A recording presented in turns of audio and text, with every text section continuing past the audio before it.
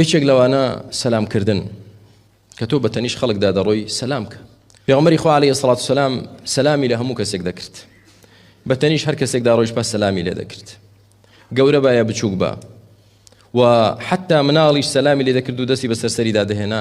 بۆی خۆشی بخاتە دڵیەوە بڵێ پێغەمبەری خوا گرنگی پێداوم عەلەیهی سەڵات وسەلام. ئەمە یەکێکە لەو شتانەی کە فعلا بەرامبەرەکەت هەست دەکا کە تۆ گرنگی پێ دەدەی، حسابی بۆ دەکەی. اینجا إلقاء التحية بحرارة وعاطفة، بسوزك وبقرميك وتو سلام لخلقه نك سلام عليكم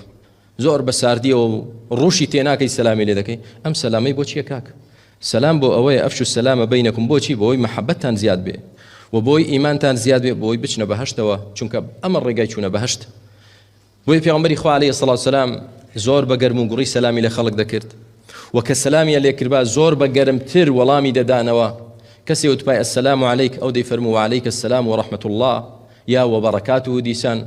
زور بقرمي وحفاوتك وقرنجي بيدانك في عمري خوا عليه الصلاة والسلام أو تفاعلي لقى الخلق ذكرت